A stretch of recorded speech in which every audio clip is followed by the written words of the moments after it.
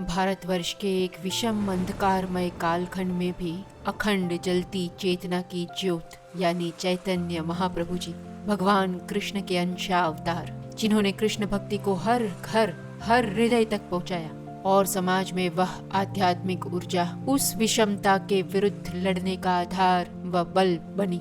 तभी तो समाज आक्रांताओं के अत्याचारों के विरुद्ध उठ खड़ा हुआ और आज भी हम कृष्ण की महिमा गा पा रहे हैं। किंतु एक संत ने यह किया कैसे?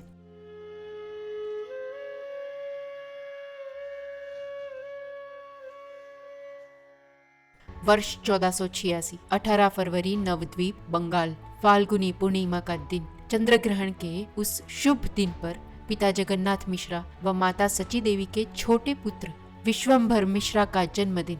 नीम के पेड़ के नीचे जन्म होने के कारण लोग उन्हें निमय बुलाते। गौर वर्ण, मोहक मुख वाला, मानो बाल कृष्ण ही, और प्रेम से लोगों ने उन्हें गौर, गौरहरि, गौरांग जैसे नाम दिए। वे अत्यंत सरल व भावुक थे। बचपन से ही भगवत नाम चिंतन में उनकी गाढ़ रुचि थी। साथ में वे तीक्ष्ण बुद्धि व विलक्षण प्रतिभा संपन्न थे। 16 वर्ष की आयु तक तो गुरु गंगादास से शिक्षा पा वे न्याय शास्त्र, व्याकरण व संस्कृत में पारंगत हो गए थे और घर खर्च के लिए बच्चों को शिक्षा भी देते। उन्होंने न्याय शास्त्र पर अपनी अद्वितीय टीका भी लिखी थी, जिससे जुड़ी एक कथा बहुत मधुर है।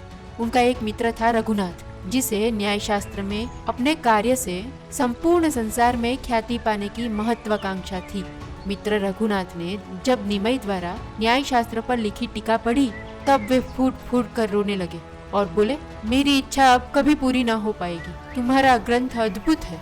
और तब प्रेम से निमय बोले, बस इतनी सी बात, और उन्होंने अपनी टीका को पानी में बहा दिया। कैसा विशाल, निस्वार्थ, प्रेम पूर्ण हृदय।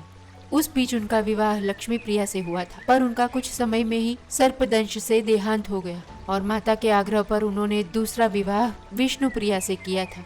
उनके भाई ने लगभग 16 वर्ष की आयु में ही संन्यास ले लिया था और लगभग वर्ष 1509 में उनके पिताजी के देहांत के बाद धार्मिक क्रियाक्रम के लिए वे गया गए और उनकी भेंट वहाँ पे स्वामी ईश्वरपुरी से हुई। गुरु के विचारों का उन पर गहन प्रभाव पड़ा।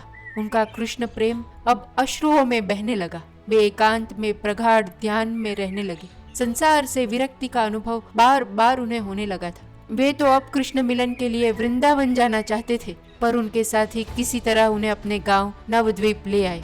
परंतु फिर भी उनके विरक्ति के भाव में जरा भी कमी न आई, वरन अब तो श्री कृष्ण के प्रेम में ही लीन रहते, उनसे बातें करते, ना उन्हें शरीर की सूध रहती, ध्यान में भी अश्रुधारा बहती रहती। और तब उन्होंने माता की इच्छा के विपरीत लगभग 24 वर्ष की आयु में संन्यास का निर्णय लिया। स्वामी केशव भारती ने उन्हें संन्यास दीक्षा दी और वे श्री कृष्ण चैतन्य बने। अब चैतन्य महाप्रभु जी श्री कृष्ण प्रेम रस को लिए तिरुपति, कांचीपुरम, रामेश्वरम, वृंदावन, पुरी, सप्त देवालयों सहित समग्र भारत में उन्होंने यात्रा की।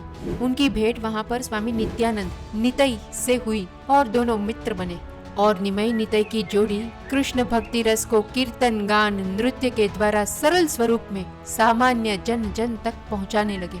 मार्ग पर समूह भक्ति गान करते समग्र समाज में भक्ति के द्वारा अध्यात्म को प्रवाहित किया। असंख्य लोग उनसे जुड़ने लगे। न मात्र आमजन, परंतु गौर, उड़ीसा के राजा, वाराणसी के अद्वैत आचार्य प्रकाशानंद जैसे कई प्रमुख अग्रणी भी। उस ओर बंगाल में 13वीं सदी से ही मुसलमान आक्रांताओं के शासन में अब तो हिंदू पर अत्याचार चरम पर थे। काजी और अन्य अधिकारियों के द्वारा हिंदुओं को अपने घरों में शंखनाद तक करने पर बेघर किया जाना, संपत्ति छीन लेना, यहाँ तक कि मृत्यु दंड देना।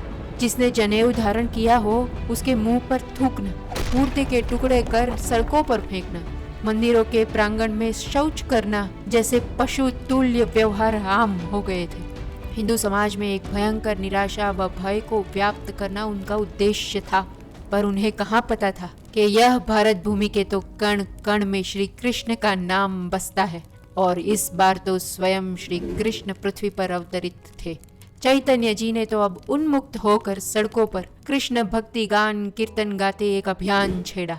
हरे कृष्ण मंत्र दिया जो लोगों के हृदय में बस गया और हजारों की संख्या में लोग उनकी ओर आकर्षित हो निर्भयता से धर्म रक्षा के लिए उनके साथ जुड़ने लगे और देखते ही देखते एक विशाल भक्ति आंदोलन बन गया।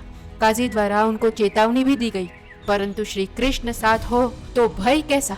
महाप्रभु जी ने तो संघ एकता व आध्यात्मिक शक्ति का परिचय करवाना चालू रखा। तब एक दिन काजी ने फिर उन पर वार किया, पर इस बार वह उन कृष्ण भक्तों के क्रोध, जोश व धर्म रक्षा के संकल्प का प्रतिकार न कर पाया और भाग गया। बाद में चैतन्य महाप्रभु जी बंगाल की राजधानी पहुंचे और सुल्तान हुसैन शाह की नाक के नीचे असंख्य लोगों के साथ भक्ति आंदोलन चलाया। सुल्तान के ही दरबार के कुछ हिंदू उनके भक्त बन गए और चैतन्य जी के विरुद्ध चलाए गए सशस्त्र अभियान में जुड़ने से भी मना कर दिया। और चैतन्य महाप्रभु जी धर्म की धीमी जलती ज्योत को भभूकती ज्वाला में परिवर्तित करने का अपना कार्य पूर्ण कर लगभग 1 वर्ष के बाद पूरी उड़ीसा आ गए और वहाँ के राजा प्रताप रुद्र ने उनका स्वागत किया। वे उनके भक्त बन गए और धर्म कार्य निरंतर बहता रहा। उन्होंने गौड़ीय वैष्णव पंथ की स्थापना की। उनके कृष्ण पर अनन्य प्रेम के कारण लोग उन्हें राधा कृष्ण का संयुक्त अवतार भी मानते हैं और उनकी स्वयं लिखित कोई रचना नहीं, परंतु उनके भक्तों द्वारा चैतन्य जी के रचित पदों, मंत्रों व जीवनी को संकलित किया गया, जो आज भी असंख्य लोगों का मार्गदर्शन करता है। उन्होंने समग्र भारतवर्ष में यात्रा कर कृष्ण भक्ति को जन आंदोलन में परिवर्तित कर समाज में एक नई ऊर्जा, आत्मविश्वास व आशा का संचार किया, जो धर्म रक्षा के लिए आधार बनी। और 14 जून वर्ष 1534 को मात्र 48 वर्ष की आयु में वे परमात्मा में विलीन हो गए।